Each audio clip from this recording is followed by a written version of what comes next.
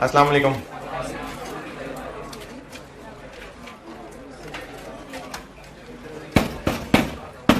दुरूद शरीफ पढ़ लें।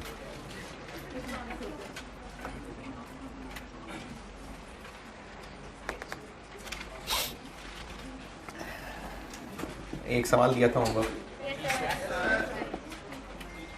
ऑटम 16 जी, ऑटम 16 क्वेश्चन नंबर 7। तो उम्मीद करता हूँ कि आप खैरियत से होंगे और सवाल किया होगा।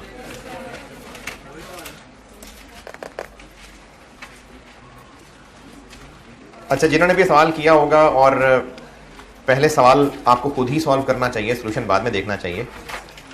तो इस सवाल में भी ना, जिन बच्चों ने स्टैंडर्ड कार्ड नहीं बनाया होता, आज तक वो जिद पे अड़े होते हैं कि नहीं नहीं बस ठीक है स्टैंडर्ड कार्ड दिया हुआ है, तो वो उसमें क्या गलती करते हैं वो बताता हूँ।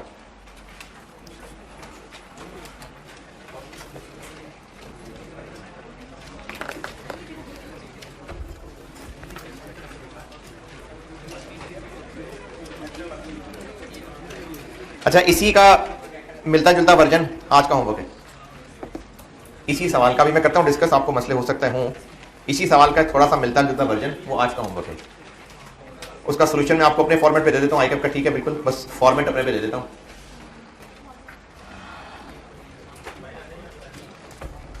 आज का होमवर्क है इसी सवाल का एक वर्जन, ऑटम 21 क्वेश्चन नंबर 3।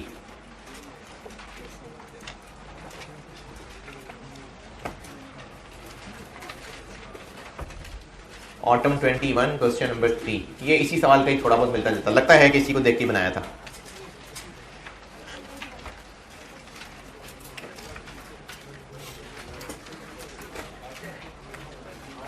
जी, आज का होमवर्क, क्योंकि मैंने आपको मिक्स और यील्ड एक टेबल के जरिए सिखाया है, तो इसलिए फिर अपने फॉर्मेट पे सोल्यूशन बना के दिया है। आंसर वही आएगा वाले, बस मैंने एक टेबल आपको सिखाया हुआ है तो उस पैटर्न पे बना दिया है।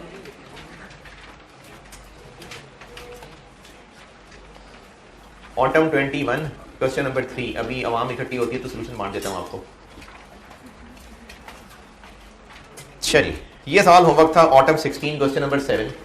इसमें जो बच्चे स्टैंडर्ड कार्ड नहीं बना रहे होते कि बस ठीक है बना तो हुआ है, वो उसमें गलती क्या करेंगे, वो गलती ये करेंगे कि मटेरियल का वेरिएंस निकालते हुए SC वो 160 और 210 रुपए ले जाएंगे।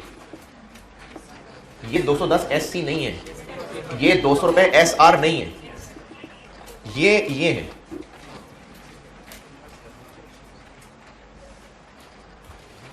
एक 160, 210, 200, 180 वो ये दिया हुआ है, क्योंकि आपको ऊपर क्या लिखा हुआ है, प्रोडक्ट के 1 यूनिट की कॉस्ट लिखी हुई है। तो ये जो 2 किलो के सामने 210 रुपए लिखा है, ये 210 रुपए किलो नहीं है, ये 210 रुपए। आप इस 210 को 2 से डिवाइड करेंगे तो 1 किलो का रेट निकलेगा। इसी तरह ये 200 रुपए पर आर नहीं है, ये 200 ये है, 0.8 से डिवाइड करेंगे तो ये पर आर रेट निकलेगा। एक ये पॉइंट है इसके अंदर। तो इसलिए स्टैंडर्ड कार्ड बेटा जरूर बनाया करिए। और एब्जॉर्प्शन कॉस्टिंग फॉलो होती है। अगर ये ना भी लिखा होता तो ओवरहेड्स टोटल आ रहे हैं, तो उसमें फिक्स वेरिएबल दोनों हैं, हमें उनको तोड़ना पड़ेगा। कैसे तोड़ना है, ये टोटल 180 से पर आर निकला,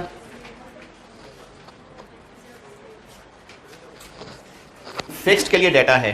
फिक्स्ड के बारे में कहा हुआ है कि बजटेड फिक्स्ड ओवरहेड्स,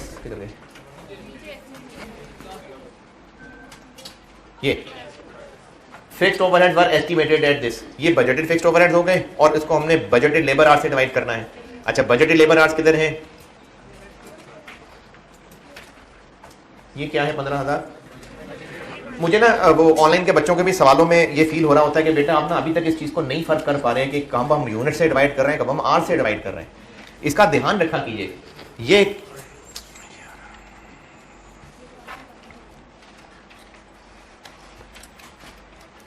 जो सब ये वाला कॉलम है, ये क्या है, रुपीस पर यूनिट है, ये रुपीस पर आर है। तो मैंने जब ये 45 रुपए निकालना है तो क्या निकालना है मैंने, रुपीस पर आर।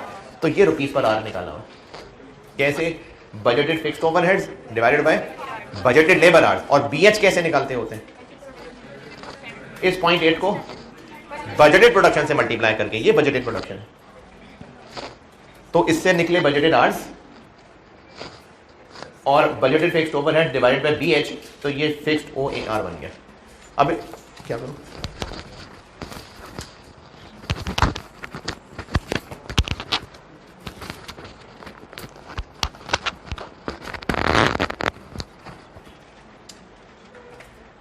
ये कैसे बना था? ये 225 180 को 0.8 से डिवाइड किया था। इसमें से इतना फिक्स है तो बाकी वेरिएबल है। ये पहले भी हम कुछ सवालों में तोड़ चुके हुए हैं। ये स्टैंडर्ड कार्ड है। एक बार ढंग से स्टैंडर्ड कार्ड बना लेना, फिर वेरिएंस में उतनी मुश्किल नहीं होती। स्टैंडर्ड कार्ड जिन्होंने किया है सवाल, स्टैंडर्ड कार्ड में बताइए कुछ पूछना है तो जी।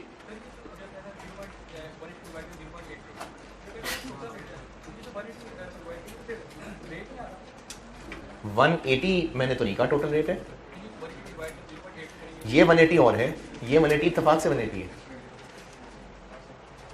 ये 180 है टोटल एफओएच पर यूनिट, ये 180 है। ये इत्तेफाक से 180 आ रहा है। ये 180 है वेरिएबल फिक्स मिला के। ये इसको मैंने जब मिला रेट बनाया, बोल है ना, ये 180 है।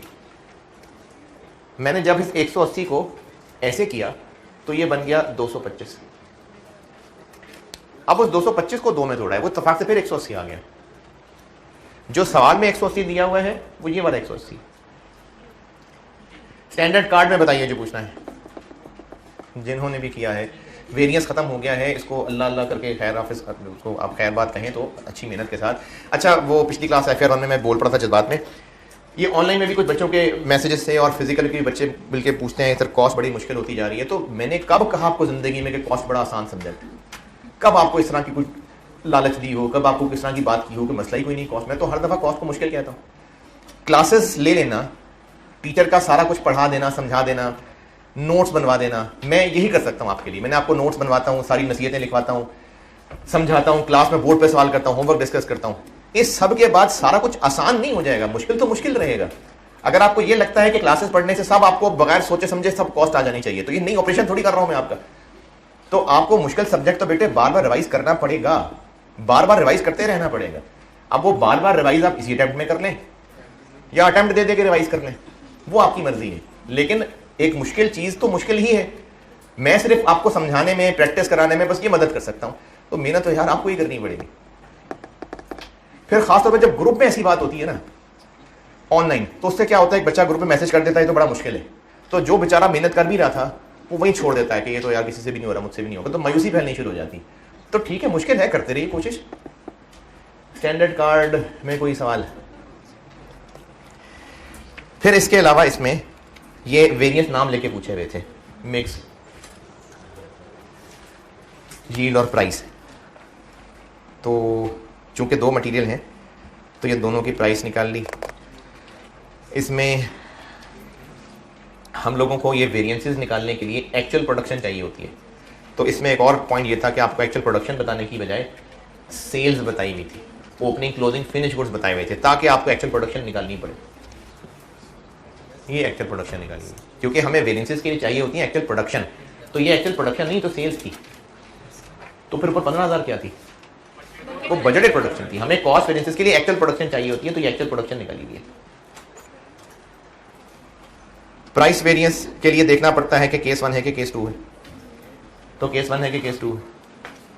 मटेरियल वेरिएंसेस के लिए केस 1 के केस 2। केस 2 क्योंकि परचेजेज और इशू में फर्क है।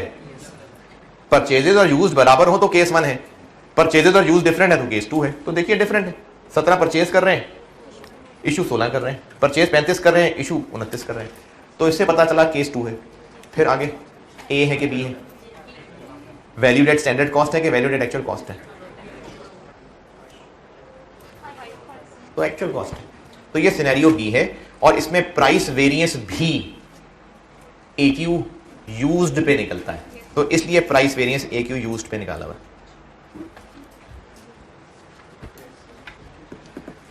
Material price variance AQ use पे निकाला हुआ है क्योंकि केस 2 था और उसका सिनेरियो बी था, inventory is valued at actual cost. Price variance में अच्छा, ये पहले भी हमने एक सवाल बोर्ड पे किया था, वो सीमा एंटरप्राइजेस वाला। अब अगर हमने FIFO से एक्चुअल मटेरियल यूज की कॉस्ट निकालनी है, ये टेबल है, इन्वेंटरी वैल्यूएशन का सवाल है, कितने किलो यूज हुए? अब FIFO पहले इनमें से हुए होंगे, बाकी इसमें से हुए होंगे, तो 9 के ऊपर 150 वाला रेट और बाकी 7 पे 148 वाला रेट। ये AQ यूज्ड आ गया X का। Z के लिए ये 29 इशूड हैं। अच्छा देखिए, इसमें ना अब आपको 2 तरह के ओपनिंग स्टॉक दिए हैं, तो फिर रेट भी अलग अलग हो गया। ये 29 पहले ये थे, फिर 6 थे, क्योंकि इनमें से 2 वापस कर दिए, तो 4 120 वाले, 6 122 वाले, और कितने हो गए 10, बाकी रह गए 19 ये 125। ये एक यूज्ड की कॉस्ट, ये प्राइस वेरिएंस है। तकरीबन इसी की सामने रख के ही जो आज का होमवर्क दिया आपको, ऑटम 21 क्वेश्चन 3, वो इसी को देख के लगता बनाया हुआ था। और ये ऐसा होता है कि सेम सवाल थोड़ा बहुत चेंज करके पूछ लेते हैं, तो इसके पास पेपर्स इंपॉर्टेंट होते हैं बहुत। जी, मटेरियल प्राइस वेरिएंस जिन्होंने भी किया है, मटेरियल प्राइस वेरिएंस में कोई एतराज परेशानी है। मिक्स और यील्ड वेरिएंस के लिए 3 कॉलम सिखाए थे आपको, ये वो 3 कॉलम बनाए हुए हैं। एससी कैसे बना, एसक्यू कैसे बनाते हैं, एक्चुअल प्रोडक्शन इंटू 1 और 2, एक्चुअल प्रोडक्शन 15500 इंटू 1 और 2, ये गिवन है, ये गिवन है 16 और 29, ये टोटल यहाँ लिखा और इस टोटल को उस रेशो में बांट दिया, और उसके बाद फिर ये मिक्स और यील्ड का फार्मूला लगाया। मटेरियल के वेरिएंसेस में बताइए कोई एतराज परेशानी?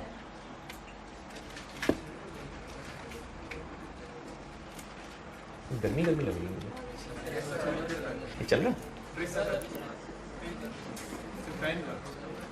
हाँ जी, mix yield price done, variances done. Labour rate और एफिशिएंसी पूछे थे, लेबर रेट और एफिशिएंसी वेरिएंस निकाले हुए हैं, और ये आपको फिगर सारी गिवन है। एक्चुअल आवर्स ये नजर आ रहे हैं, ये एक्चुअल आवर्स हैं, ये एक्चुअल लेबर कॉस्ट है, ये लेबर वेरिएंस। एसएच में कोई मुश्किल? फिर आपको ये देखिए, मैंने पहले ना एक सवाल कराया था बोर्ड पे, तभी आपको जुमला बताया था कि अंडर ओवर अप्लाइड को एनालाइज करें, और उस सवाल में टोटल ओवरहेड्स की बात की थी। इसमें सिर्फ तो अंडर ओवर अप्लाइड यानी फिक्स्ड ओवरहेड्स का टोटल वेरिएंस, और उसको तोड़ना है किसमें? एक्सपेंडिचर वेरिएंस में, एफिशिएंसी में और कैपेसिटी में, और फिर आपको बताया था कि इनका टोटल जरूर कर देना, ये कर दिया। और कोई सवाल इसमें से आपने पूछना है तो पूछें। ये कौन सा वाला बांट रहे पहले? नहीं, पहले दूसरा बांटो जी।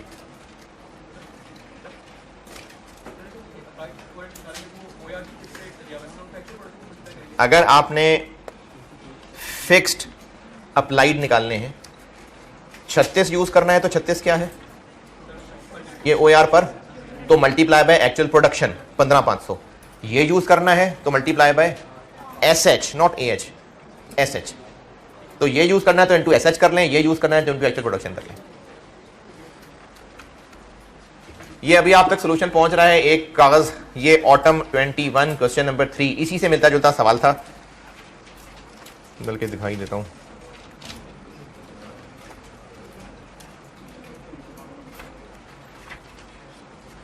ये देखिए, एक्स और जी का अल्फा बीटा कर दिया, उसी पैटर्न का सवाल है।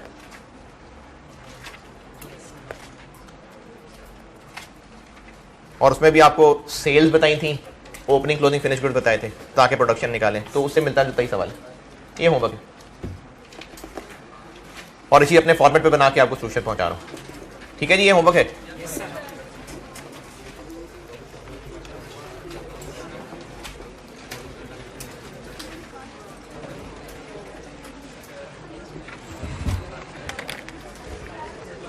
वेरिएंस एनालिसिस बस बहुत हो गया, स्टैंडर्ड कॉस्टिंग, वेरिएंस एनालिसिस खत्म। अगर है सामने कहीं ग्रिड तो दिखाइएगा।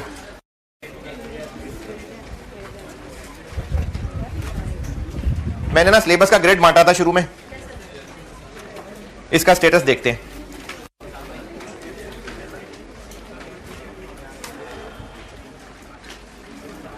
अच्छा, आपको इन ये जो मेरी छुट्टियां हैं, इसके लिए एक चैप्टर मैंने YouTube पे रखना है, इन्वेंट्री मैनेजमेंट, आखिरी ग्रेड में है, तकरीबन 10 लेक्चर इसके हैं। एक रखना है, पहले ग्रेड में आ रहा है, job batch and service costing, एक लेक्चर है। और दूसरे ग्रेड में आ रहा है कॉस्ट एंड प्रोडक्शन, ये भी एक लेक्चर है, 12। ये रखूंगा मैं YouTube पे, और ऑनलाइन वालों के लिए मैं यही आपके कोर्स में रखूंगा, और साथ में मेंशन कर दूंगा कि ये पिछले सेशन वाले हैं, ताकि जब वापस आऊँ तो पहले तो मैं बाकी कोर्स पूरा कराऊंगा। फिर जैसे पहले कहा था कि अगर वाकई, अच्छा देखें, आपने ना अपना टाइम ज़ाया नहीं करना, आपने पूरी एफर्ट करनी है। आपने ये नहीं करना कि सर वापस आके तो पढ़ाई देंगे, मैं बेशक पढ़ा दूंगा, लेकिन ज़रूरत हो तो पढ़ाऊँ ना। आप क्यों 15-16 अगस्त तक कोर्स लेके जाएं ज़बरदस्ती? तो इसलिए आपने अपनी तरफ से पूरी कोशिश करनी है उन यूट्यूब वाले लेक्चर से। और आप जो ऑनलाइन वाले बच्चे हैं, इनके लिए यूट्यूब के लेक्चर नहीं होते हैं, ग्रुप में टेंशन मचाई होती है। आपके मैं कोर्स में ही रखवा दूंगा। 3 चैप्टर के नाम लिए मैंने। एक आखिरी ग्रेड में इन्वेंट्री मैनेजमेंट है। अच्छा, आप लोगों को कह रहा हूँ मुझे अगले 2-3 दिन में याद तसल्ली से कर लेना, जो मेरे इनके सोल्यूशन देने होते हैं वो दे के जाऊँ। अच्छा, एक इन्वेंट्री मैनेजमेंट है, आके बेटा याद करा देना, वो जो कॉपीज देनी मैं दे जाऊँ, बल्कि कॉपीज क्यों करा के दें, वो दे दूंगा, शेयर कर लूँगा, है? अच्छा, अभी अच्छा कॉपी। इन्वेंट्री मैनेजमेंट बोला है मैंने, एक आखिरी ग्रेड में है। एक मैंने जॉब कॉस्टिंग कहा है, पहले ग्रेड में है, और एक कॉस्ट लो इन प्रोडक्शन का है, दूसरे ग्रेड में है।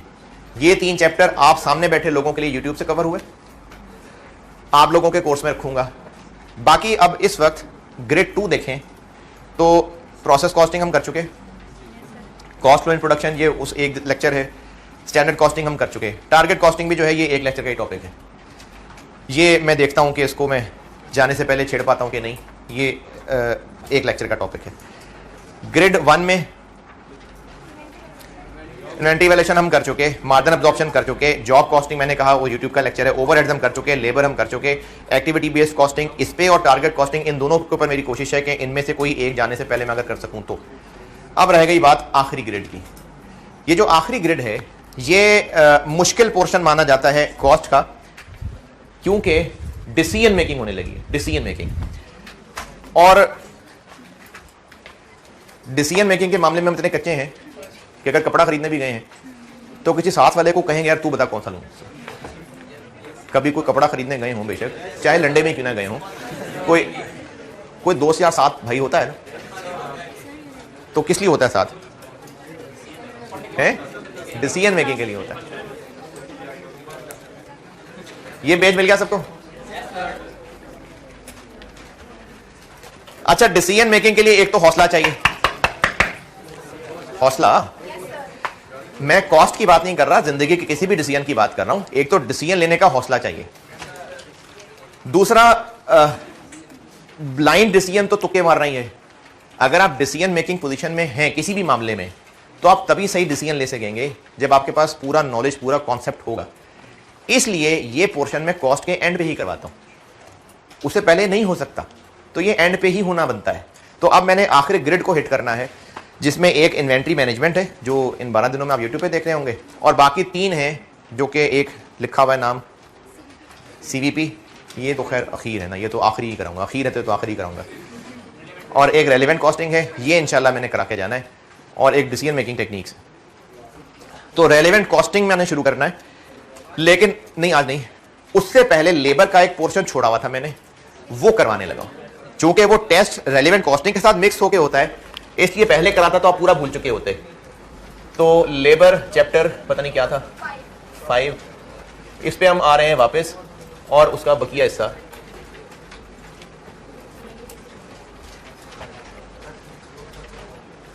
Learning curve.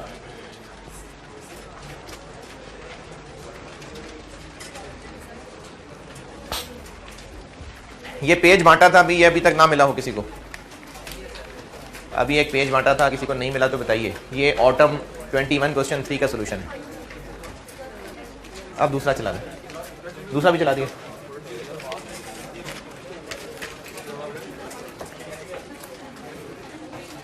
एक सोल्यूशन और पहुंच रहा है आगे, वो पहले पहुंच जाए, बताता हूं क्या करना है। लेबर कॉस्टिंग में से एक पोर्शन छोड़ा हुआ था, पार्ट C करके मैंने, ये वो है लर्निंग कर्व। लेबर के आप नोट्स देखेंगे ना, तो वहां पर मैंने इसको छोड़ा हुआ था कि इसको हम बाद में करेंगे, वो अब बाद आ गई है।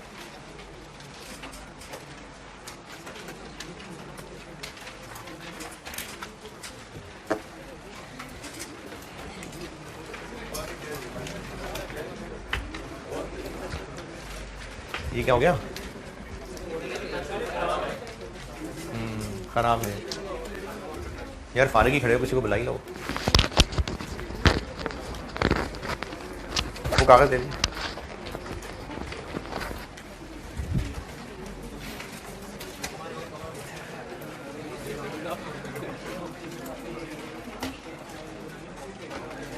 अच्छा, जहां भी ह्यूमन वर्क इन्वॉल्व है और एक ही जैसे काम की रिपीटिशन है, इसको जिंदगी के किसी भी काम में लगा के देख लीजिए, अपने ऊपर अप्लाई करके देख लें, या किसी शॉप पे किसी कारीगर को देखा उस पर अप्लाई करके देख लें कि चलो रूटीन लाइफ की मिसाल ले देता हूँ। गोश्त बनाने वाला है, अब वो जो गोश्त बनाने वाला है, कसाई है, आपने अगर गोश्त बनते देखा हो तो वो जब पहली दफ़ा गोश्त बना रहा था और अब 15वीं 1000वीं दफ़ा गोश्त बना रहा होगा तो स्पीड सेम होगी।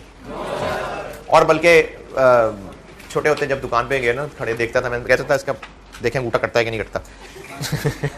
अब वो ऐसे ऐसे कर रहे होते हैं, लेकिन नहीं, वो रखता भी ऐसे, क्या टाइमिंग होती है कि वो आते आते इसका हाथ हट जाता है, एक्सपर्ट है। तो ये सब कैसे हुआ? एक्सपीरियंस। और टाइम क्यों कम लगता रहा?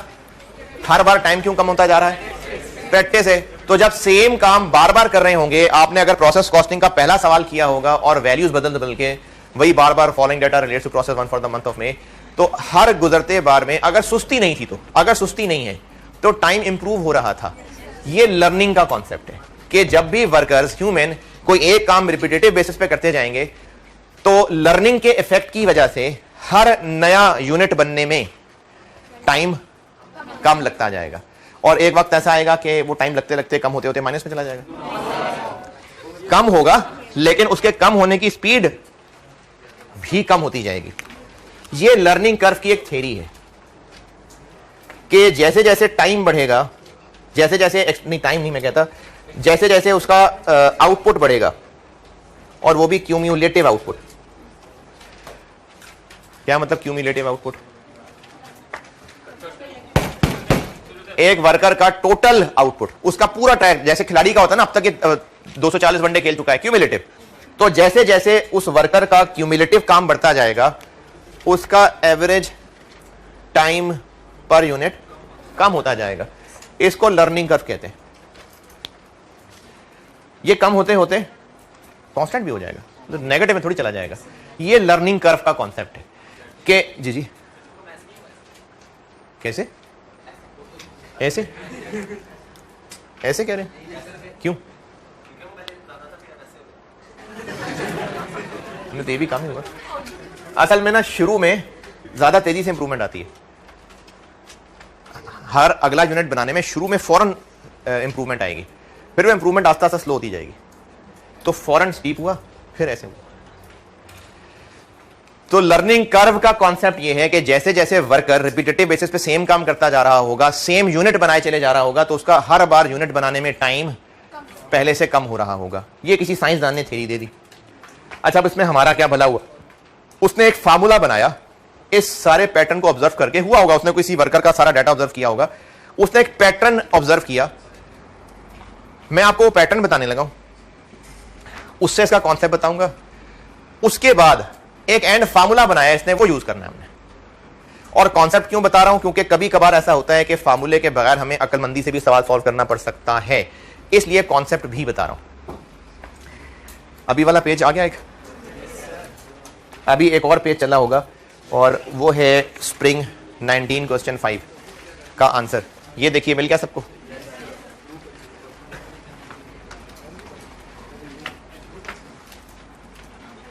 दोनों सेम कॉपीज हुई थी, तो एक बच गया, दूसरा नहीं बचा, क्यों?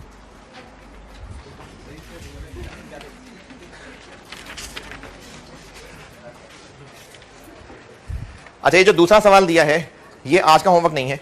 आज का होमवर्क ऑटम 21 ही है। पहले ऑटम 21 कराइए आप, कल फिर ये वाला होमवर्क दूंगा।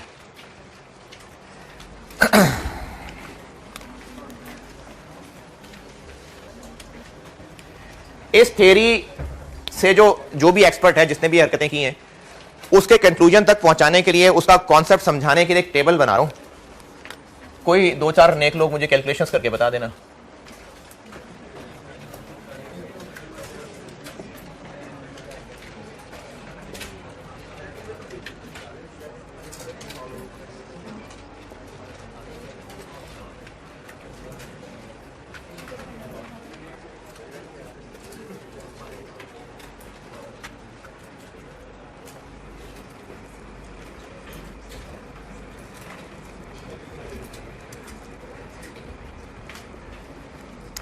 एक मैंने लिखा है क्यूमुलेटिव आउटपुट टू डेट, एक लिखा है total cumulative time to date, और एक लिखा है average cumulative time per unit,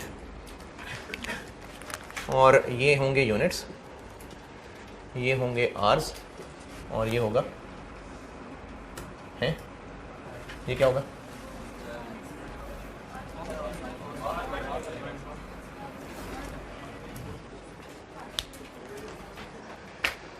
ये मैं एक टेबल, एक मिसाल बना रहा हूं, ऐसी खुद से फिगर दे रहा हूं, और फिर इससे इस थ्योरी का जो कंक्लूजन है वो बताऊंगा, फिर उसका फार्मूला लिख दूंगा। जिस तरह किसी खिलाड़ी का एक पूरा ट्रैक होता है ना कि उसने कितने मैच खेले, पहले मैच में कितना स्कोर किया, फिर उसका स्ट्राइक रेट क्या चल रहा था। अच्छा, आई अज्यूम कि आप सारी क्रिकेट के चीते हैं, नहीं है? स्ट्राइक रेट नहीं, रन रेट, चलो ठीक है, नहीं पता आपको, कोई बात नहीं, मैं नहीं बताता क्रिकेट में, मिसाल बदल दूंगा, मैं बता दूंगा, जिनको ना पता हो मैं उनको फिर समझा दूंगा। जिस तरह खिलाड़ी का एक पूरा ट्रैक चल रहा है कि जब पहले मैच उसने खेलना शुरू किया तो उसका पूरा रिकॉर्ड बनना शुरू हो गया होगा कि कितने मैचेस खेल चुका था, कितने अब तक टोटल स्कोर कर चुका था, और अज्यूमिंग के हर इनिंग में आउट हो रहा था, अज्यूमिंग के हर इनिंग में आउट हो रहा था, तो रन रेट उसका कैसे निकलेगा? रन रेट नहीं, सॉरी, क्या कहते हैं उसको, एवरेज टोटल स्कोर, अज्यूमिंग के हर मैच में आउट हुआ है, डिवाइड बाय मैचेस। तो एक वर्कर जब उसने जिंदगी में पहला यूनिट बनाया होगा, तो मैं कह रहा हूं कि उसने इस काम में लगाए 40 घंटे। जब वो एक यूनिट बना चुका हुआ था, टोटल 40 घंटे लगा चुका हुआ था, इस वक्त तक उसकी परफॉर्मेंस पर यूनिट कितना टाइम ले रहा था? 40।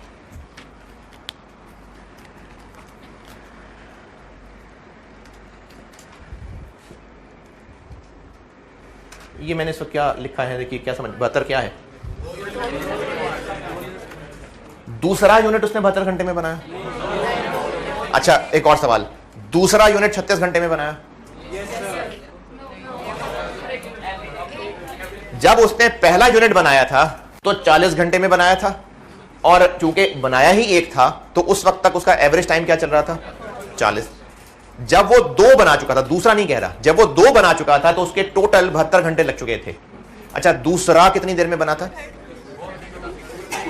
यहीं से पता चलेगा, 32 में, 32। जब क्यूम्युलेटिव, मैंने सेकंड नहीं लिखा है, ये 2 है क्यूम्युलेटिव।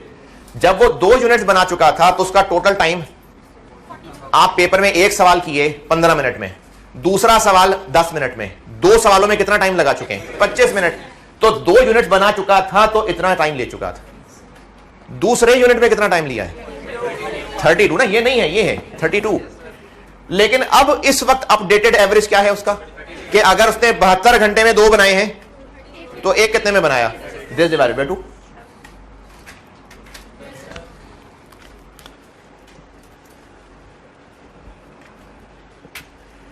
छत्तीस को 0.9 करिए, 36 को 0.9,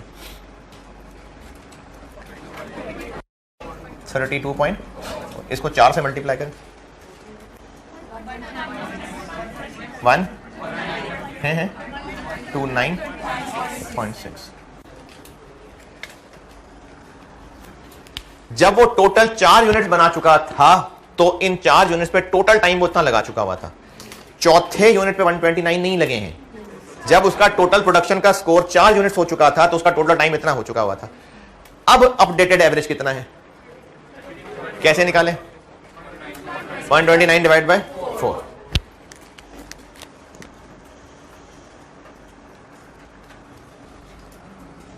थर्टी 2.4 को 0.9 करिएगा, इसको 0.9 करिए, 29.16 इंटू 8 करिए, 233.28।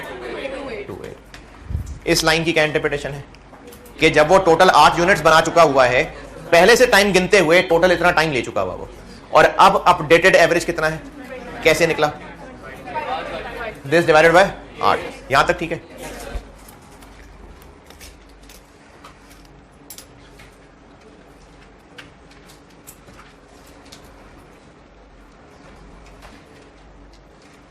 इसको 0.9 करिएगा,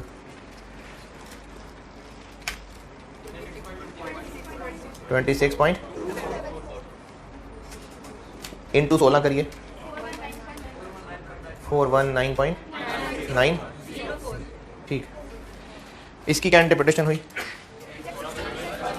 कि जब वो टोटल 16 यूनिट्स बना चुका था तो उन 16 यूनिट्स में टोटल टाइम वो 419 घंटे लगा चुका था। ये 40 इसमें शामिल है या उसके अलावा है? शामिल है ना, क्यूमुलेटिव चल रहा है, क्यूमुलेटिव। तो अब उसके 16 यूनिट्स बनाने के बाद अब अपडेटेड एवरेज क्या है, कैसे निकला? तो अगर जो लोग क्रिकेट समझते हैं, जब 1 ओवर हुआ तो इतना स्कोर था, रन रेट कितना, इतना ही। जब 2 ओवर हो चुके थे इतना स्कोर हो चुका था, तो रन रेट ये हो गया था। इस रन रेट का मतलब है कि दूसरे ओवर में इतना स्कोर पड़ा, 2 ओवर तक अब एवरेज है। तो जैसे रन रेट का कॉन्सेप्ट है ना, ये वो। यहां तक बात समझ आई तो आगे बढ़ता हूं। हाँ जी, यहां तक सारे ओके है। जिसने भी ये सारी मेहनत की होगी, जिसने भी थ्योरी बनाई है, उसने इस डाटा को ऑब्जर्व किया और उसने ऑब्जर्व ये किया कि इस में कहीं भी किसी भी पॉइंट ऑफ टाइम पे खड़े होकर देखें तो जो उसका average cumulative time per unit है, अगर उससे वो लाइन देखते जो इसकी आधी थी, इसकी आधी क्या थी, 4, तो ये इस लाइन में लिखे हुए का कितने परसेंट है? देखिए ये इसका कितने परसेंट है, खुद ही आपने कैलकुलेट करके दिया था मुझे, 90%। मैंने चूंकि लिखी सामने ये लाइनें हुई हैं इसलिए मैं इन्हीं में से बता रहा हूं। जब उसको 4 में ये फिगर नजर आई और उसने अब अगली फिगर इससे पिछली 4 का आधा 2 में देखा, तो उसको ये नजर आया कि इसमें लिखा हुआ नंबर यहां लिखे हुए नंबर का 90%। इसी तरह ये 16 वाली फिगर जो यहां लिखी नजर आ रही है,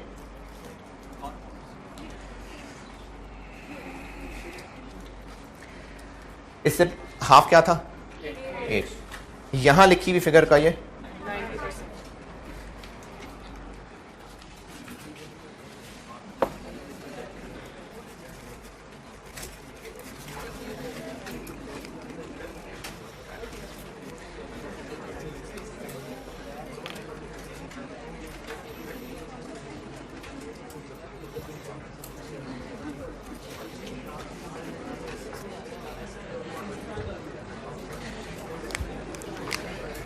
90 वाली बात समझ देखिए। इसी तरह अगर मैं 6 वाली लाइन की ये फिगर देखता तो वो किस लाइन का 90% होती, 3 में लिखी हुई यहां एवरेज फिगर का। अगर मैं इधर 14 वाली लाइन देखता तो वो सब कमाल हो गया यार, जबरदस्त। और अगर 10 में लिखा हुआ देखता, आज कैसे कर रहे हैं ये, वाह।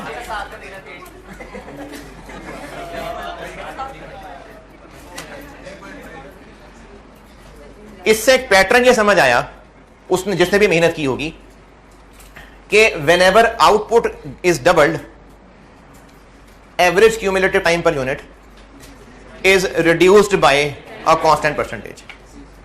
क्या वो हमेशा 90 होगी? नहीं, कोई एक कांस्टेंट परसेंटेज होगी। इस 90 को, जो कि इस मिसाल में 90 है, कोई भी हो सकता है, इस 90 को उसने नाम दिया ये लर्निंग रेट है। लर्निंग रेट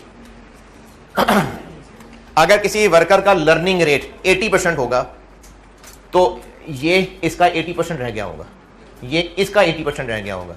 जो 12 में लिखा होगा वो 6 पे लिखे वाले का 80% रह गया होगा। ये इसने ऑब्जर्व किया होगा। तो लर्निंग कर्व की थ्योरी ये है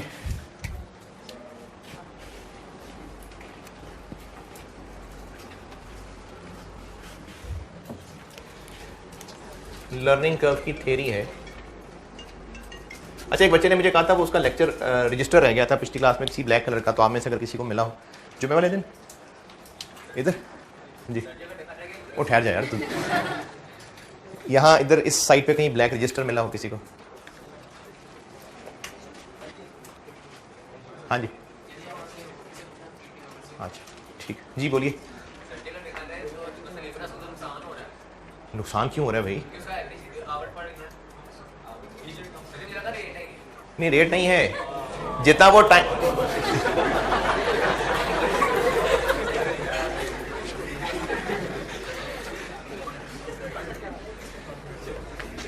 ये सारी कौम जेलस है आपके टैलेंट से, आप पूछा गया।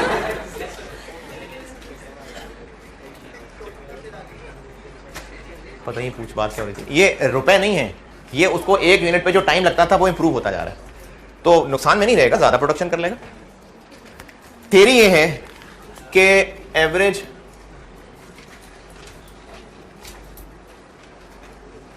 Cumulative time per unit is reduced by a constant percentage whenever output is doubled। ये थ्योरी है।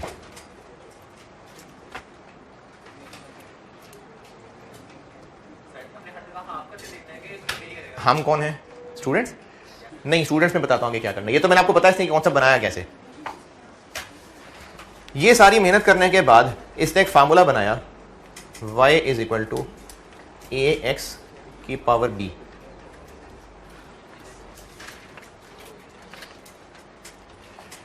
और इस फार्मूले में y से मुराद है average cumulative time per unit after production of x units.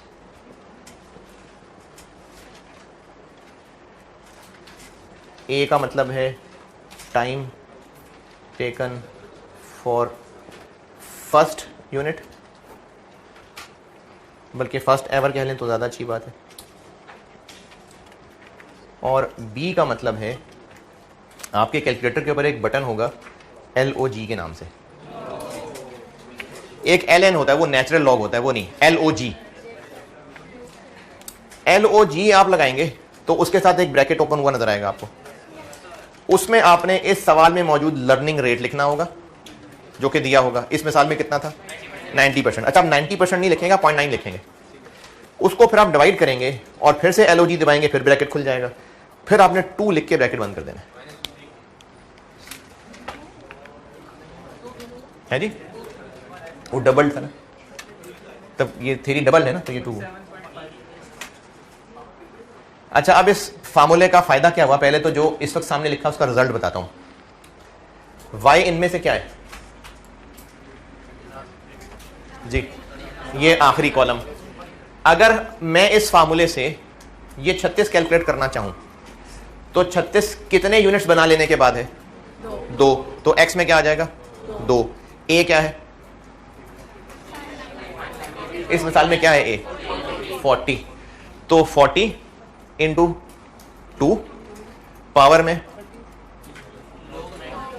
log 0.9 divided by log 2, और करिए सॉल्व, क्या आंसर आता है जी? log 2 ही रहेगा, ये 2 ही रहेगा। और बेहतर यह है कि चूंकि पावर में राउंडिंग ऑफ का फर्क बहुत ज्यादा पड़ जाता है, तो आप पहले b को सॉल्व कर लेना। मोस्ट प्रॉब्ली b सवाल में गिवन ही हो सकता है, लेकिन फिर भी पहले b को सॉल्व करना, और जो आंसर आए 3 डेसिमल बहुत हैं। b सॉल्व करिए, क्या आता है? पहले b सॉल्व करिए। वैल्यू 90% डिवाइड बाय log 2, सिर्फ b कह रहा हूं, माइनस 0.152, 3 डेसिमल कर लें, माइनस 0.152 बस। अब आपने इस फार्मूले में वैल्यू रखनी है। यहां क्या रखेंगे? 40। अगर यहां 2 रखेंगे तो y का आंसर 36 आ जाना है। अगर 16 रख लेंगे तो, अगर x की जगह 16 रख लेंगे तो 26.24 आ जाना है। कर लें, 4 वैल्यूज आपके सामने, कोई भी ट्राई करके देख लें, सारी वैल्यूज ट्राई करके देख लें ताकि आपको फार्मूला लगाना आए। बस ये आ गया ना, ये माइनस 0.152 आ गया। अब ये b है, अब आप ये फार्मूला लगाइए।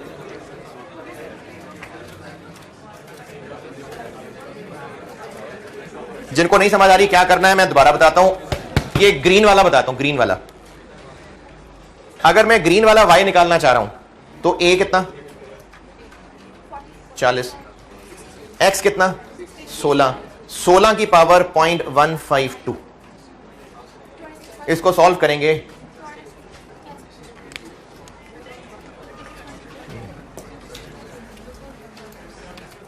क्या जी? इस तरह हम किसी भी पॉइंट पे वैल्यू निकाल सकते हैं। उसने ये फार्मूला बनाया, और ये फार्मूला इसलिए बनाया कि आप किसी भी पॉइंट ऑफ टाइम पे ये जान सकते हैं कि वो जो फलाना यूनिट होगा वो कितनी देर में बनेगा, और इसका इस्तेमाल क्या होगा, यही प्रैक्टिस कराता हूं अभी। जी बी एक्स की पावर है, बी सिर्फ एक्स की पावर है, ए एक्स के मल्टीपल की पावर नहीं है, बी सिर्फ एक्स की पावर है। क्या बी कैलकुलेट कैसे करना है? इस सवाल में लर्निंग रेट क्या रखा है मैंने, तो आप कैलकुलेटर के ऊपर एलओजी लिखें, ब्रैकेट खुल गया, 0.9 रख दें, ब्रैकेट बंद, डिवाइडेड बाय, फिर एलओजी दबाएं, फिर ब्रैकेट खुल गया, 2 लिखें, ब्रैकेट बंद। ये 2 इस साइंसदान ने बनाया, 2, ये 2 इस फार्मूले का हिस्सा है, 2, ये 2 ही रहना है, ये 2 नहीं चेंज होना, ये 2 रहना है। लर्निंग रेट डिपेंड करता है वर्कर की परफॉर्मेंस पे।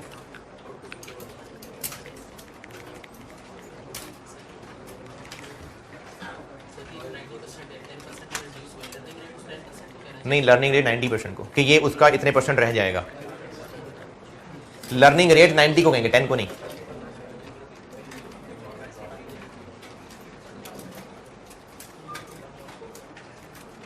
ठीक है, कैलकुलेशन डन। चलिए अब सवाल ही सवाल करते हैं, लिखें सवाल, ये कर ले, नोट कर रहे हैं तो कर लीजिए, फिर सवाल ही सवाल, ये खत्म हो गई बात। इसकी सवालों में वैरायटियां 50 दिखा देनी, नहीं 50 तो नहीं, वो 2 ही रहेगा। और आपने पहले बी सॉल्व करना है, फिर जो आंसर निकलेगा उसको बस 3 डेसिमल तक रख लें, बहुत है, उसको फिर उस y = ax पावर b में इस्तेमाल करिएगा। ये मैंने सिर्फ समझाने के लिए किया था।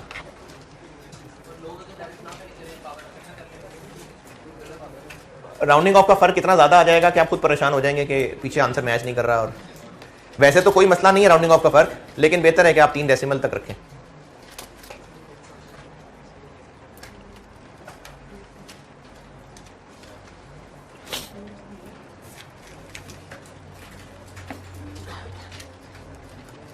हाँ जी, नोटेड, तो सवाल लिखें।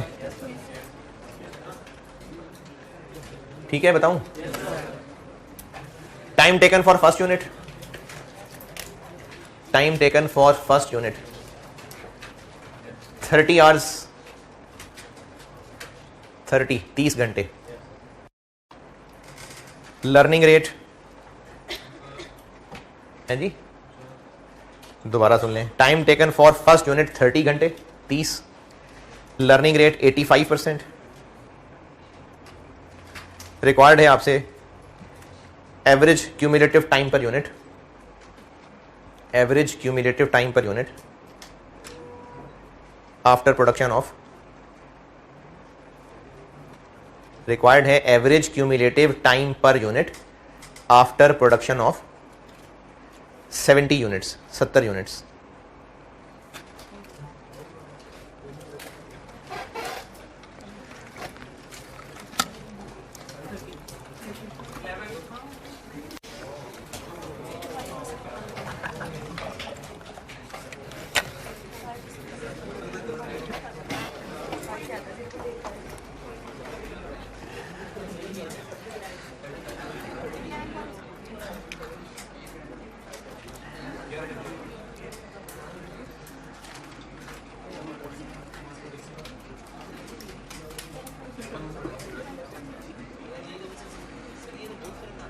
हैं? तो यार इसीलिए समझा रहा हूँ, आप नहीं बात आना जिद कर। नहीं, आपने गलती की होगी शरीर किस्म की, इतना फर्क नहीं आएगा, इतनी भी नहीं बात।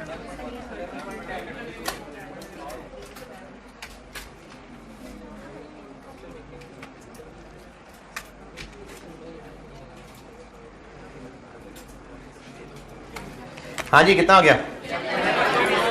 बी कितना आया? पॉइंट 11.1। ये जो y निकले ना, ये भी 2 डेसिमल तक जरूर लेके जाइएगा। हो सकता है किसी सवाल में हमें 4-5 तक भी ले जाना पड़े, क्योंकि इतना थोड़ा फर्क आ रहा हो, तो 2 तक तो कम से कम लेके जाइएगा इसको, 3-4 तक भी जा सकता है। 11.1।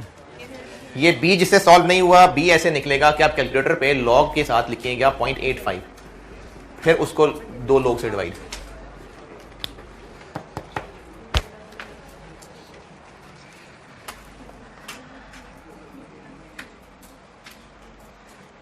हाँ जी, और लिखें सवाल।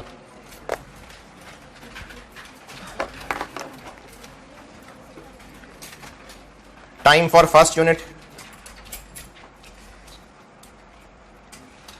50 घंटे,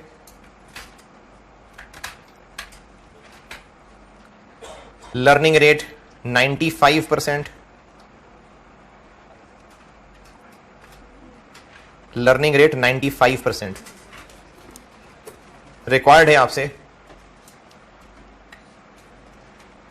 total time taken, total for production of, total time taken for production of first 80 units.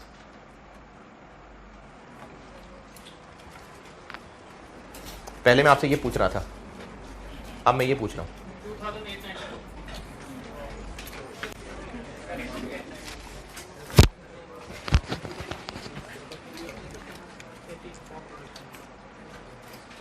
जब टोटल 80 यूनिट्स बना चुके होंगे तो टोटल कितना टाइम लग चुका होगा, ये पूछा है।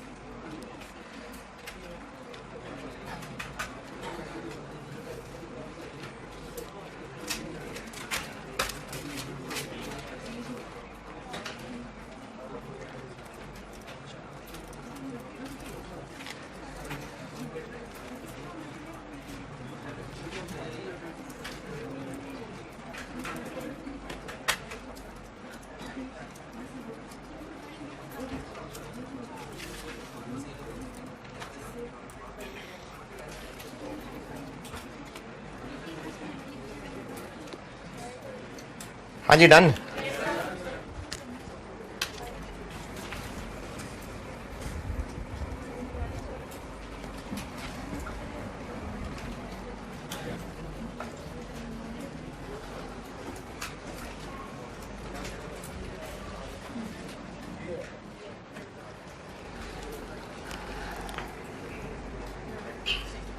हाँ जी बताएं, वाई में क्या कर रखूं? 50 into 80 power minus point 0 point. लेकिन मैंने ये नहीं पूछा हुआ, मैंने पूछा है टोटल टाइम फॉर 80 यूनिट्स।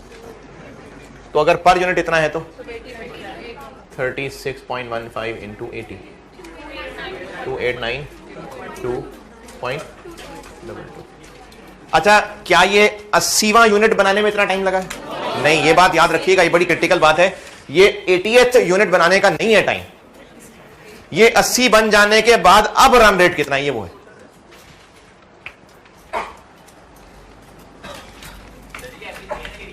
क्या जी? क्या एवरेज नहीं है रियल टाइम?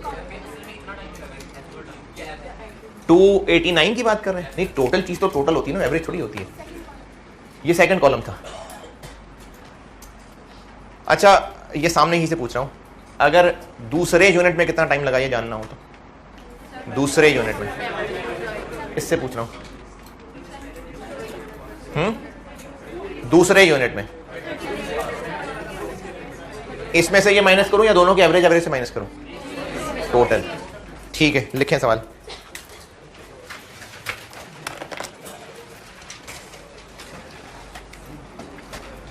अच्छा, इसको जज्बात से नहीं करिएगा, होश से करिएगा। ये हिंट मैं आपको दे दूं, ये क्या है? फर्स्ट यूनिट का फर्स्ट, और फर्स्ट हमेशा जब भी गिनेंगे हमेशा फर्स्ट शुरू से ही होगा। Time taken for first unit, time taken for first unit 45 hours. Time taken for first unit 45 hours, 45 घंटे। Learning rate 90%, 90%।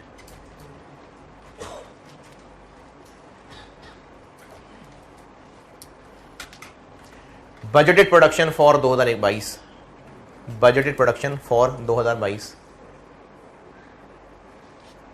Budgeted production for 2022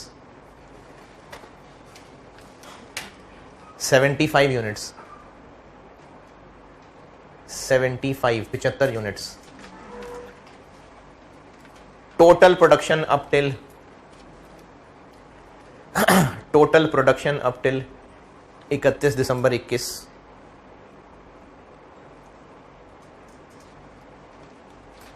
120 units,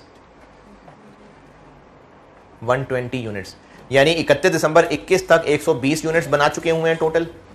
2022 में 75 और बनाने का इरादा है। आपसे रिक्वायर्ड है, जरा सोच समझ के होश से करिएगा, टोटल बजटेड आवर्स फॉर 2022।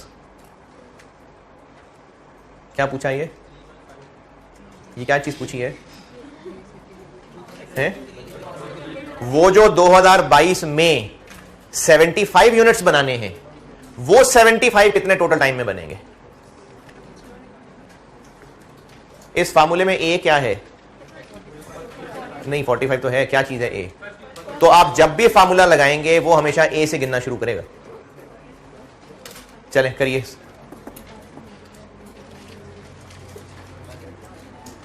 मैंने पूछा है कि वो जो 75 यूनिट्स 2022 में बनने, थोड़ी अकल लगाइए ना, मैं तो कर ही दूंगा यार बोर्ड पे, आपको कहा है तो ट्राई तो करें सारे। वो जो 75 यूनिट्स बनाने हैं उन पे टोटल कितना टाइम लगेगा?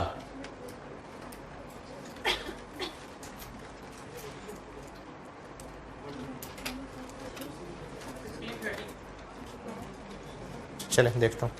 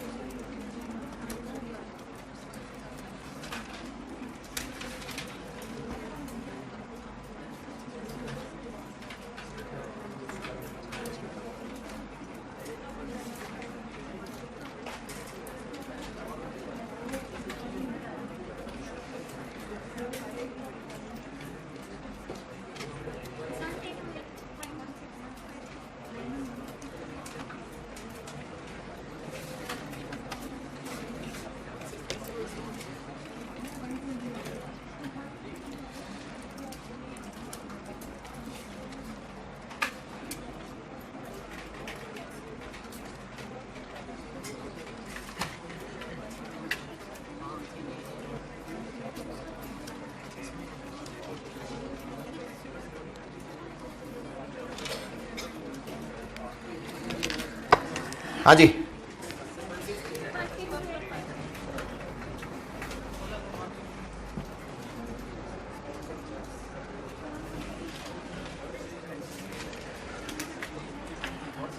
हाँ जी, एफर्ट डन या बस सोचते ही रहेंगे? डन।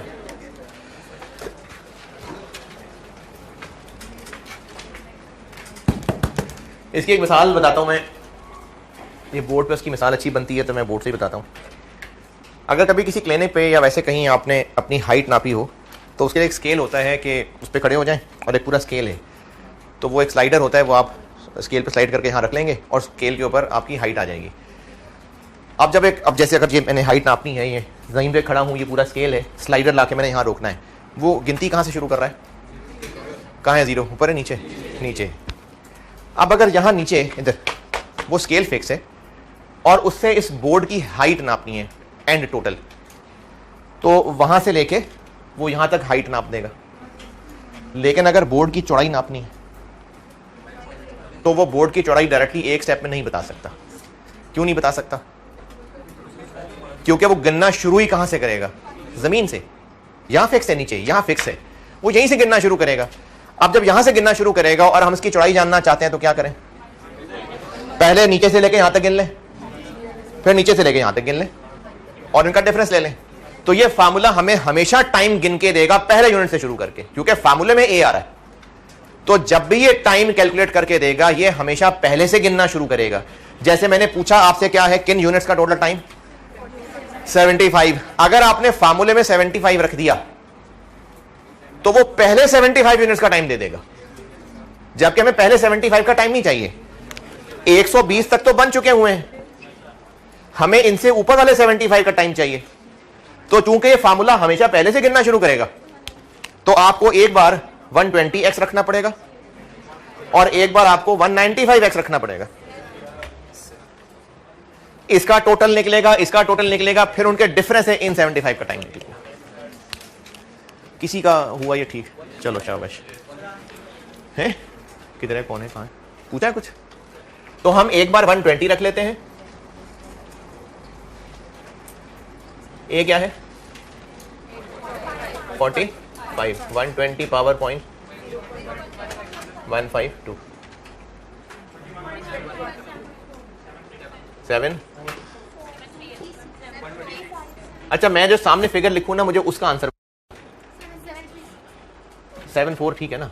74। अब ये 120 यूनिट्स का टोटल कितना? 21.74 इंटू 120। इसी को सॉल्व करके बताइएगा। 2609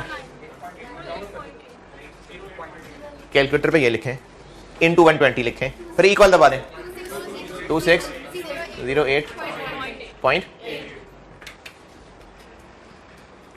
ये टोटल टाइम है पहले 120 यूनिट्स का। अगर आपने इसमें 75 रख दिया तो वो इसका टाइम नहीं बताएगा, वो पहले 75 का टाइम बताएगा, क्योंकि गिनना शुरू ही हमेशा वो पहले से करेगा। तो अब हमें इसको एक बार x 195 रख के चलना पड़ेगा। 45 into 195 minus 0.152 21। Total time for 195 units 20.19 into 195 3937.05। अब हमें इन दोनों के डिफरेंस से पता चलेगा कि ये जो दरमियान वाले 75 हैं ये कितने में बनेंगे। 1282 ये हैं फॉर बजटेड प्रोडक्शन। क्या जी? बिल्कुल नहीं कर सकते, क्योंकि ए है ही पहले यूनिट का टाइम। हम अपनी मर्जी से ये कहीं से शुरू नहीं कर सकते, ये फार्मूला हमेशा पहले यूनिट से शुरू करके देगा, क्योंकि फार्मूले के अंदर ए है ना। ये फार्मूला डिजाइन ही ए की बुनियाद पे है कि पहले यूनिट पे कितना टाइम, क्योंकि हर बार सेम फासला नहीं हो रहा, फासला चेंज हो रहा है। पहले 2 यूनिट के बाद इंप्रूवमेंट आ गई, आगे 10 यूनिट के बाद आएगी, 50 यूनिट के बाद आएगी, तो फासला चेंज होता जा रहा है। तो हम किसी भी पॉइंट पर रख के नहीं चला सकते उसको। ये फार्मूला हमेशा ए से ही खींच के लाना पड़ेगा जी। क्या कांस्टेंट नहीं होगा? अगली क्लास में हो जाएगा। सवाल लिखें और इसको नोट कर लें और सवाल लिखें।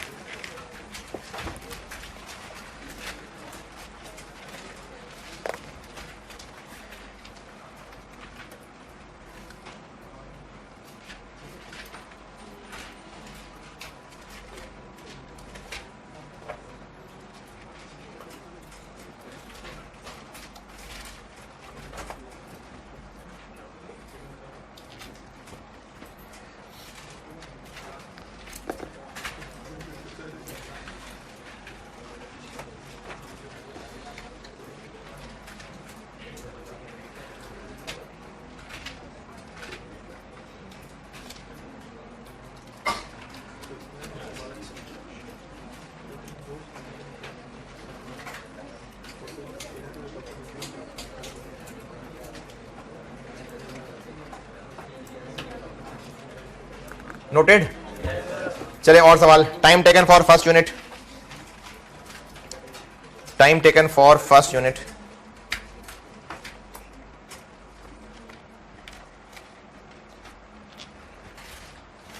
फिफ्टी आवर्स, 50 घंटे।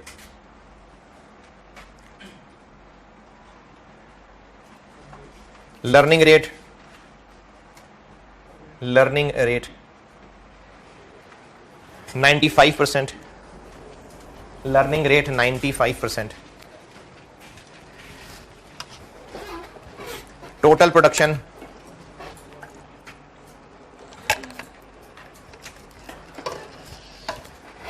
Total production up till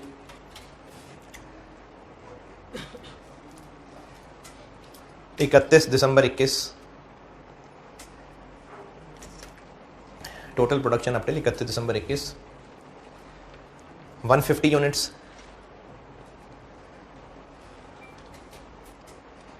budgeted production for 2022, budgeted production for 2022 60 units.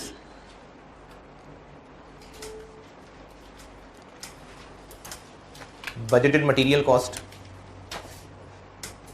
Budgeted material cost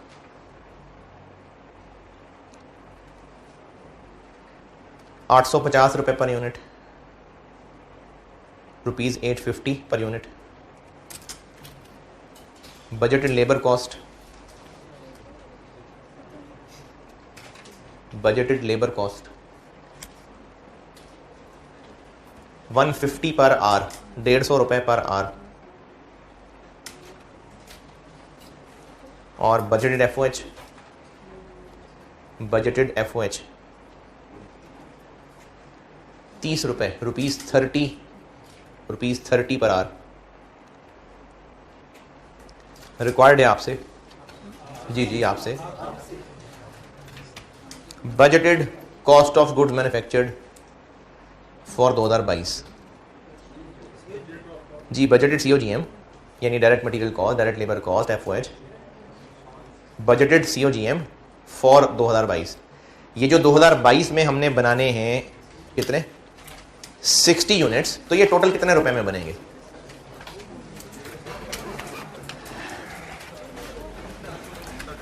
चले ठीक है, ये अगली क्लास में कर चुके हैं वहां। नहीं कल। ठीक है, अल्लाह हाफिज।